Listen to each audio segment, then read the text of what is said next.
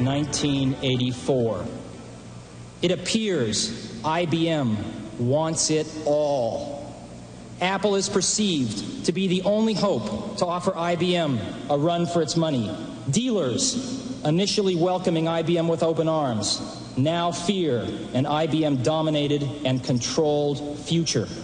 They are increasingly and desperately turning back to Apple as the only force that can ensure their future freedom. Yeah, can you believe it? It was 30 years ago that Steve Jobs announced the first Apple computer, and today Apple will be making another major announcement on the same stage. Joining us with more on this is producer Yuliya Talmazan, who joins us, and yeah, a very young-looking Steve Jobs, of course, and an incredible announcement 30 years ago. That's right, Steve. I may have watched that keynote speech about 5 times in my lifetime. It's just that good. Yeah. And it really reminds you of just how charismatic of a leader Steve Jobs was. But yeah, lots of anticipation for today's event. It starts at 10 a.m. in Cupertino, California. And of course, as per usual, Apple is hush-hush about what exactly is going to happen. But we have some speculation and rumors we wanted to get into. And the unusual part this time around is that they actually have a countdown clock on their website, which basically shows how many hours, minutes, and seconds left until this big announcement.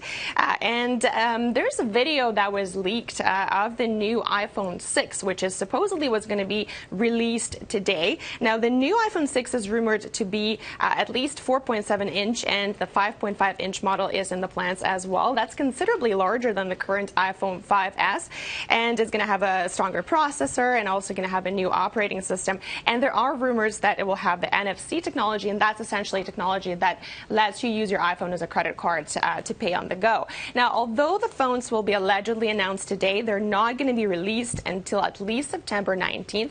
But that is not stopping some people from lining up in front of Apple stores around the world. We have a photo of a couple of people in the lineup in Tokyo, Japan. So those people are going to be there for a long time, it looks like. And of course, the biggest reveal today is going to be the iWatch. This is something that has been in the works for quite some time.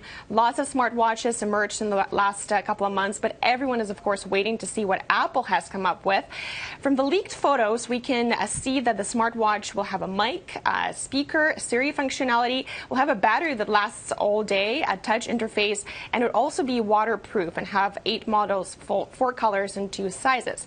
Now, it's also widely expected to be able to track your steps, your heartbeat, and activity, and it's not going to be cheap. I've seen some prices ranging up to $400 a piece, and it's also not expected to come out until January. But it sure does have a lot of Apple fans excited. Apple is known as a very innovative company, but they have been criticized in recent years for the so-called marginal innovation. You know, their phones are a little bit bigger, a little bit faster, but it's the same phone essentially. This is a whole new product, so lots of fans are very excited, and of course it's going to be at the same venue where Steve Jobs spoke about 30 years ago, announcing the original Mac. So lots of anticipation from the fans. And maybe an iPad too, I understand, an update on an iPad? Yes, there will be iPad updates, but I think that has kind of lost the attention of everybody with all the all the iPhone all news, the other for sure. stuff. Sure, Yes. I get it. All right, well, thank you very much for that, Yuliya.